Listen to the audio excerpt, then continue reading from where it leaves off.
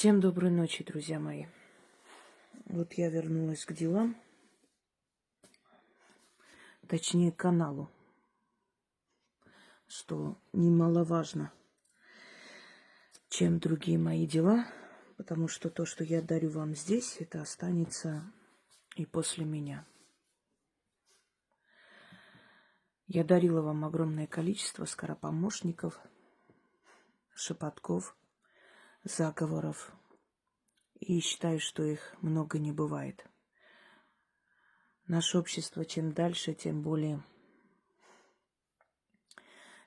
становится звериное, больше злости, ненависти, зависти.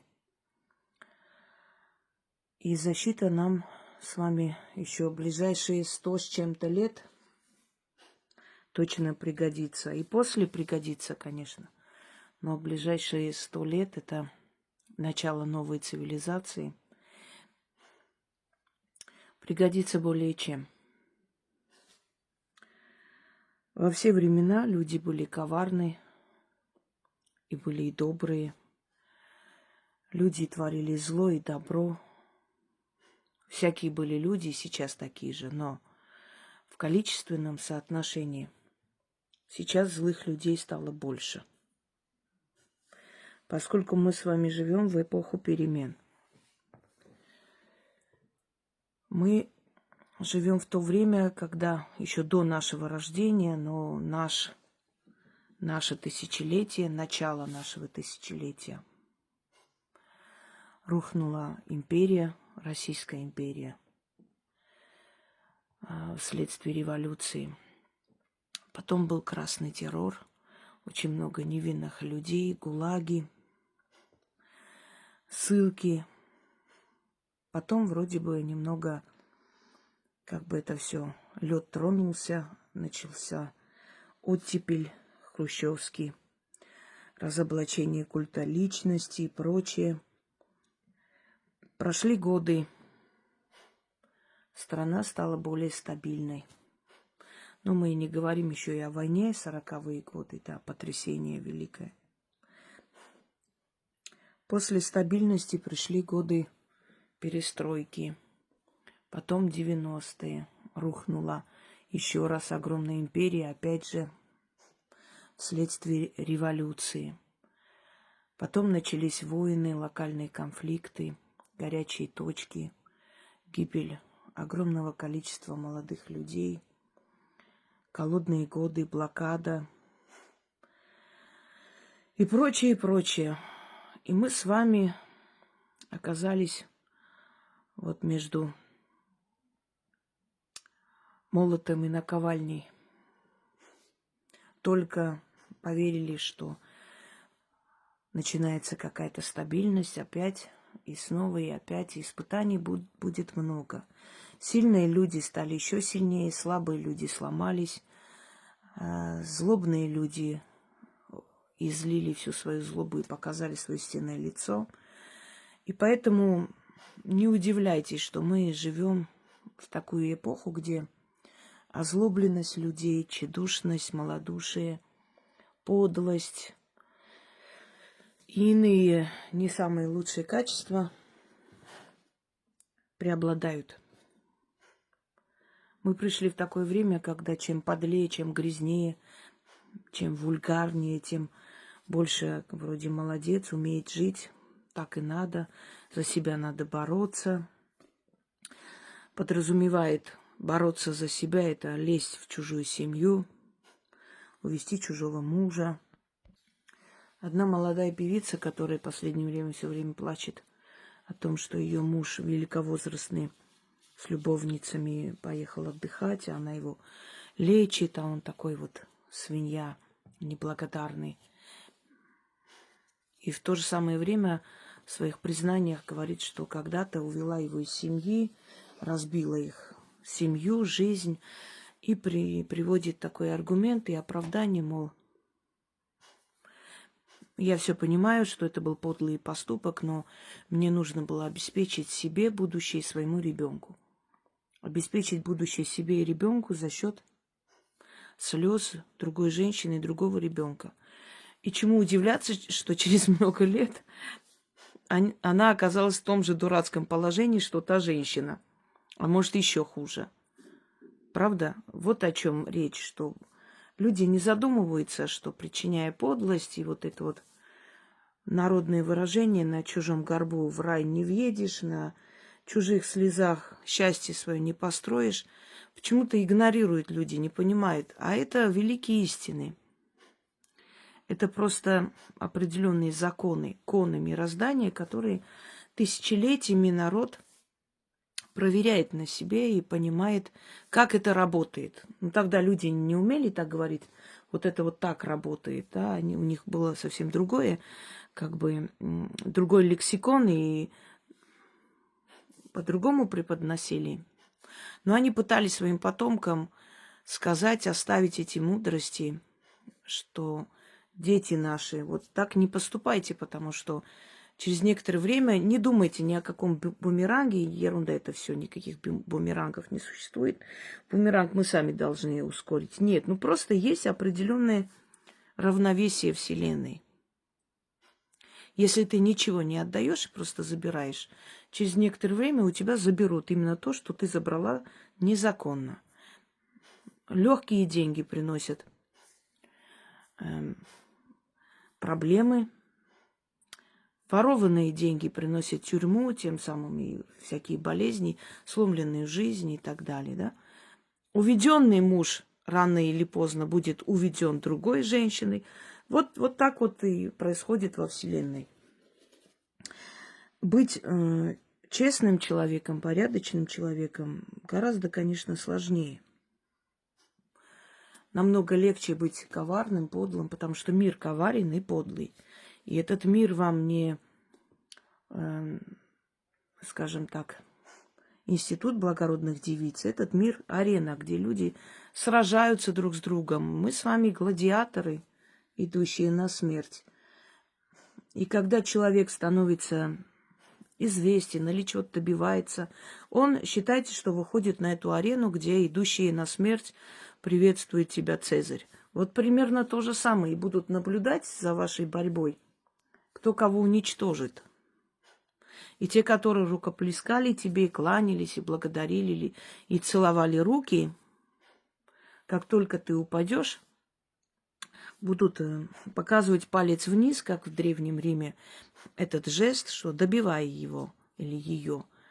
Поэтому никогда не верьте толпе. Люди, которые верили толпе или дешевым выкрикам, или дешевым там каким-то лизоблюдским словам, они проиграли. Всегда будьте начеку, правильно живите.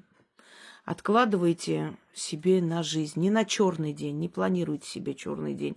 Но всегда говорите, что у меня должен быть запас денег. Мало ли завтра там кто-нибудь из нас женится, выйдет замуж, родит ребенка. Нужны деньги, на хорошие планируйте, но откладывайте.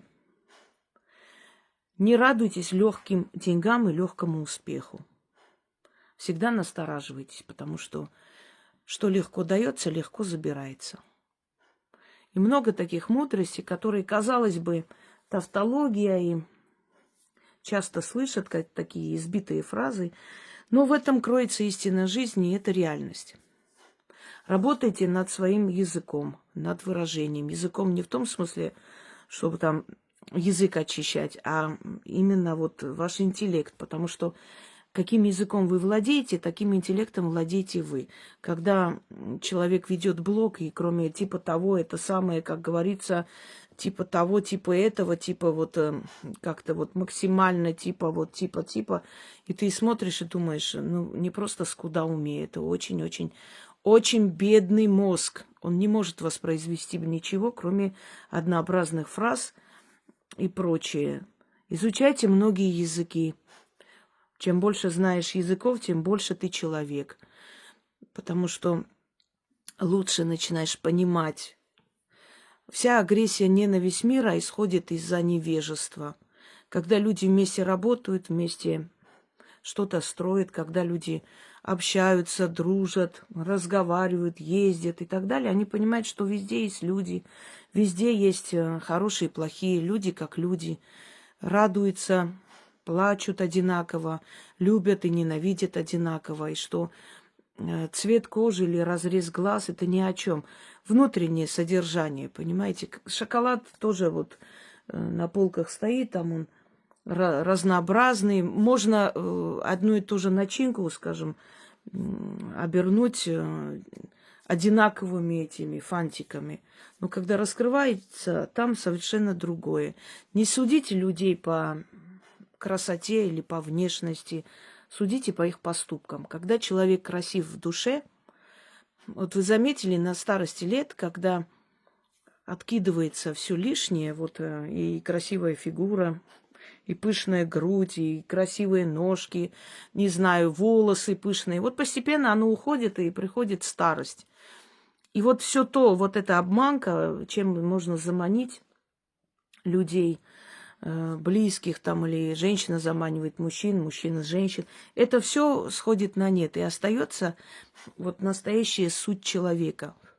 И на старости лет, да, человек может, естественно, он дряхлеть может, он может абсолютно... У каждого свой организм и генетика. Есть люди до самой глубокой старости сохраняют красоту. Но вот внутреннее содержание выходит наружу. И вот этот старый человек либо приятный, мудрый, любезный, добрый, притягивает. Вот такая добрая, такая хорошая бабушка, знаете, как русская печь, которая греет всех. Либо это озлобленная старая тварь, которая спокойно может и молодых кинуть, обмануть, и извести свою сноху, и отраву кидать, и внуков отравить. И такие, очень много было таких страшных преступлений последние годы. Вот дочь болела, она хотела, значит, избавиться от всех сразу. И причем очень продуманно в грибы туда, значит, посыпала яд. Ну, чтобы подумали, что от грибов отравились. Но там же дураков нету, там врачи, которые прекрасно могут понять природное, да, биологическое отравление от искусственного. И вот когда смотришь на таких людей, их внутренний мир отражается на лице. Бывает, что человек вроде бы такой средней внешности, так себе, да, но так притягивает, так интересен. Человек может иметь увечья, но быть интересен. А есть безупречная красота, прям писаная красота, вот картинка, знаете, но отталкивает человека. Она может говорить очень умные вещи, она может быть очень образована. Отталкивает человек. Сущность человека внутренняя, она выглядывает время от времени. Как хочешь, маскируй, но до конца не сможешь скрыть свою реальную сущность. Я к тому, что, как говорила моя бабушка, у змеи яд снаружи, у человека изнутри. Не всегда поймешь, ядовитый этот человек или добрейшая душа. Не всегда опознаешь, да, и иногда бывает, что, например, по молодости я вспоминаю себя, насколько я была открытая, прям вот до наивности открытая, добрая, и работала за всех выходила, всех замещала. Безотказный человек.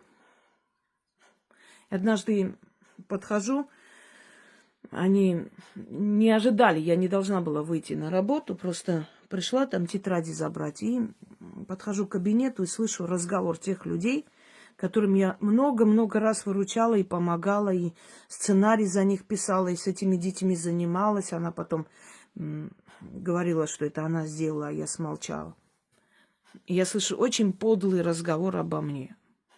Обсудили вплоть все, насколько часто в туалет хожу, что там делаю, не представляю. Вот все обсудили, буквально все. И волосы, и цвет волос, и там размер ноги, что мне слишком большой. Я не зашла, мне стало стыдно. Может быть, другой человек на моем месте открыл бы двери и так посмотрел или сказал бы, высказал все, что думает. Мне стало стыдно. Они подло себя повели, а стыдно стало мне зайти, и вот чтобы они увидели, что я это все услышала. Это было очень омерзительно. Вот о чем речь, что ты даже не задумываешься, что ты открываешь душу людям, которые настолько гнилые могут быть, понимаете?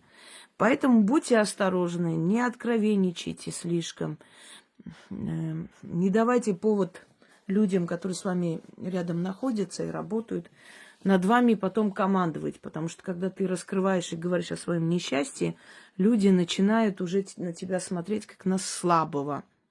Понимаете? Имеется в виду, в компании людей, когда жалуешься, просишь о помощи, вот тебе и так тяжело, и над тобой начинает командовать. Я хочу вам подарить еще один шепоток, заговор. Можете шепотом произнести, можете в полголоса. Скоропомощник при опасности.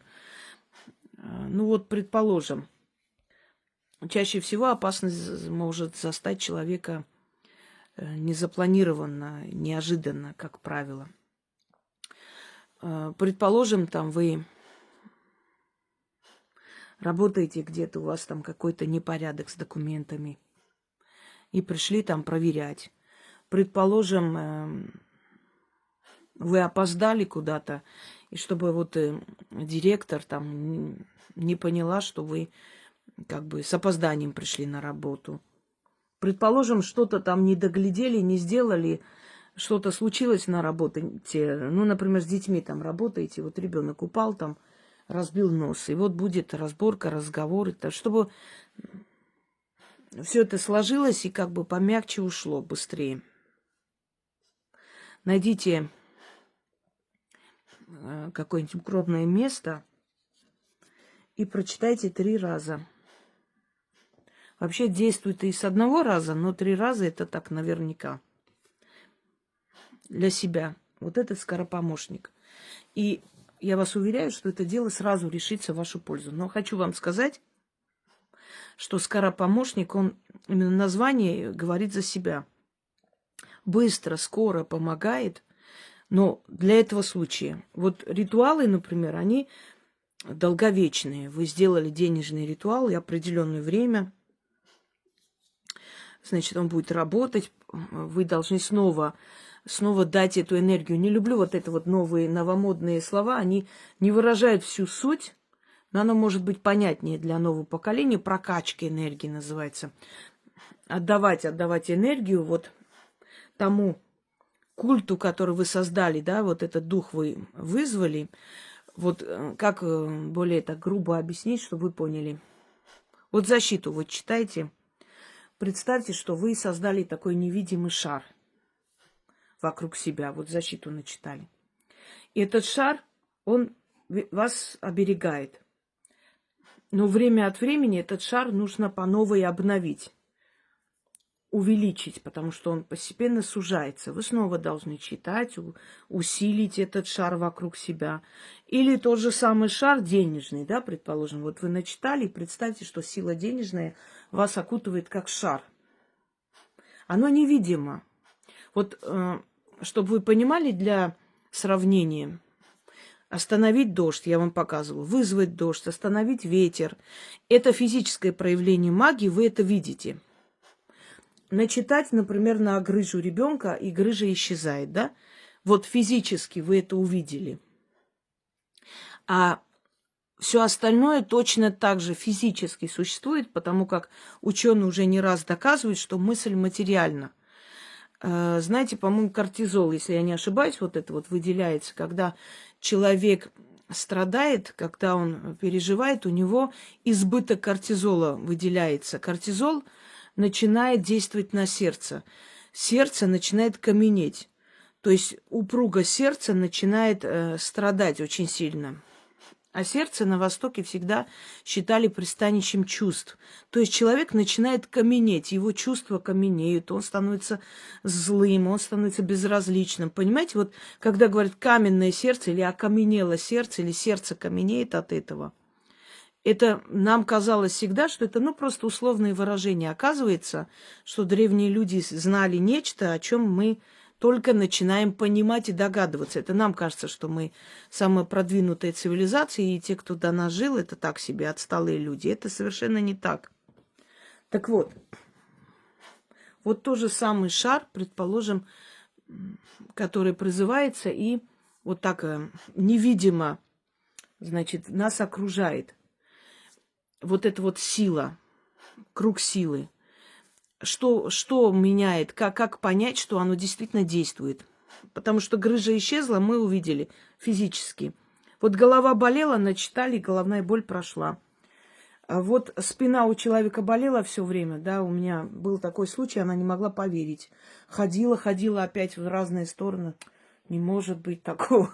Я говорю, ну, боль же прошла, значит, может. Ну, как так? Вот я не могу. А как вот 20 лет болела, а сейчас не болит? Вот так вот. Физическое проявление, человек сразу верит, точно, значит, это существует. А когда мы физически не видим, предположим, мы призываем удачу или призываем защиту, да, начитываем себе, или еще что-нибудь. Мы же это не видим физически, а как понять, это действует или нет? Ну, проследите события. Вот вы, например, начитали на хозяина города, чтобы у вас дом был. Через некоторое время все обстоятельства так складываются, что у вас начинает получаться. Вот тот самый шар, невидимый, но предполагаемый, который существует, который вы создали этим заговором, начитывая, он начинает тянуть, эта энергия начинает с разных сторон тянуть людей. Эти силы, которые вы призвали, они начинают тянуть нужных людей, нужные обстоятельства. И все складывается так, чтобы у вас получается. Смотря, что вы начитали. Вот если вот скоропомощник вас проверяет, вы начитали, вас обошли стороной или просто вот не заметили, не увидели, все. Вот это то самое проявление, физическое проявление, можно сказать, буквально невидимого действия, понимаете? Потому что вы же читаете не на площади там Кремлевской, а дома, закрытая за 7 замками, начитываете тихо этот заговор. Но все решается в вашу пользу. Вот оно проявилось. Как вы думаете, почему и христианство, и ислам, и буддизм, и другие религии мира людей призывают все время молиться, соблюдать, не отходить в сторону, все время соблюдать, все время помнить, читать, соблюдать, молиться? Потому что они знают, это пришло из язычества. Это древний закон Вселенной. Если ты хочешь, чтобы эта сила тебя защитила и помогла, ты должна всегда быть под руководством, под крылом этой силы. Ты должна не отходить в сторону. Ты должна все время напоминать о себе, благодарить, отдавать энергию, получать энергию, энергообмен создавать, вот эту дорогу свою, наладить с ним, как сейчас говорят на современном сленге, каналы. Именно по этой причине. Поэтому один раз, когда люди ко мне приходят и говорят: ой, вот я начитала там что-то у меня не получается. Я говорю, а когда? Вот я там 4 месяца назад что-то там начитала.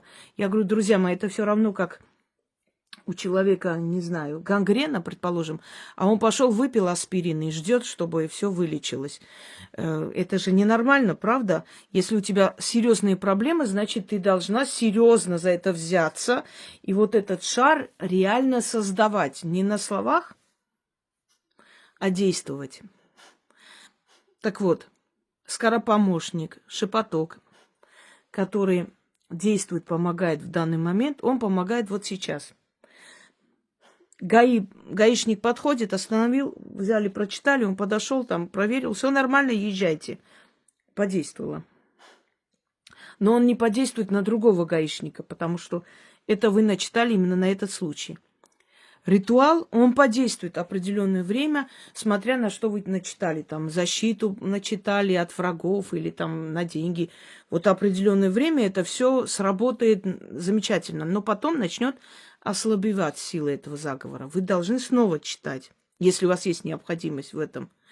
А вот обряд – это несколько ритуалов. Это несколько ритуалов по одной тематике, например. Там вот несколько человек ритуалов сделал в день на деньги. Вы провели целый обряд денежный, можно сказать. Пускай разные, но в любом случае. И мой вам совет. Если вы делаете чистку, в этот день не читайте защиту. Если сделали защиту, в этот день не читайте там на деньги. тематические работы проведите в один день. Вот в один день на эту тему, другой день на другую. Или если вам нужны денежные, значит, все время начитывайте денежные чистки, делайте поменьше и защиты тоже поменьше читайте. Нацельтесь на одно, вот достигли, потом уже другое. Это так, к слову. Итак, записывайте себе этот скоропомощник. Дома ли у вас там идет какая-то война и скандал? Где-то вы там в метро едете, боитесь выйти, там какое-то хулиганье, а вы понимаете, что вы можете остаться одна с ними на следующей станции. Начитывайте. В этот момент обязательно там появится либо дежурный по станции, либо полицейский, либо еще что-нибудь. Либо их там зайдут, свяжут и заберут. Ни с того, ни с сего. И такое бывает. Итак. Зверем бегу, вороном лечу, колесом качу, перстом погоняю. Всех супостатов с пути дороги сгоняю. По левую руку стоит стражник, по правую руку стоит хранитель. Один мечом косит врагов, другой плащом меня укрывает. От всяких напастей меня спасает. Враги мои, ваши глаза от себя отведу. Мимо ваших козней пройду. Невредимые от вас уйду. Ни с чем вас оставлю. Да помогут мне древние силы, заклинаю. Зверем бегу, вороном лечу, колесом качу, перстом погоняю, всех супостатов с пути дороги сгоняю. По левую руку стоит стражник, по правую руку стоит хранитель. Один мечом косит врагов, другой плащом меня укрывает. От всяких напастей меня спасает. Враги мои, ваши глаза от себя отведу, мимо ваших козней пройду. Невредимые от вас уйду, ни с чем вас оставлю. Да помогут мне древние силы, заклинаю. Зверем бегу, вороном лечу, колесом качу, перстом погоняю, всех супостатов с пути дороги сгоняю. По левую руку стоит стражник, по правую руку стоит хранитель. Один мечом косит врагов, другой плащом меня укрывает. От всяких напастей меня спасает. Враги мои, ваши глаза от себя отведу. Мимо ваших козней пройду. Невредимые от вас уйду. Ни с чем вас оставлю. Да помогут мне древние силы. Заклинаю. Напишите себе. Дайте своим детям, но не маленьким детям. Уже подросткам и чуть старше. На всякий случай. Пускай будет. Мало ли что случается в жизни. Знаете, иногда можно набрать и смс-кой скинуть. На всякий случай пусть сохраняет, потому что им лень переписывать. Были такие случаи, когда молодой человек сказал матери, что как хорошо, что ты настояла на том, чтобы у меня в телефоне это было. Он попал в такую ситуацию, когда на него, в общем, напали на него, и он убежал от них, спрятался, но он понимал, что они сейчас его найдут, и он от страха начал читать. Начал читать этот заговор. И так получилось, что мимо какие-то люди проходили. В общем, они их спугнули. А не было никакой надежды. Это загород, частный сектор. Там, то есть, вот в этот момент ночи никто бы не мог появиться. Но так получилось, что они вот проехали мимо. И потом его подобрали, он пришел домой, и после этого он очень серьезно к этому относился. Всякое бывает. Дайте своим детям шанс на спасение. Еще один очень хороший заговор – это отправить хранителя следом. Вы отправляете своего хранителя следом за вашим близким человеком. Он идет и спасает его. Это очень древний метод, просто не сохранились именно вот те слова и заговоры, которые должны были. Но метод известен, восстановить возможно, если тебе это дано. Что я, собственно, и сделала. Желаю вам удачи, всех благ. Берегите себя. Мир, конечно, злой, но мы в тельняшках. Но и прекрасный тоже он может быть. Все зависит от нас, друзья мои. Всем удачи!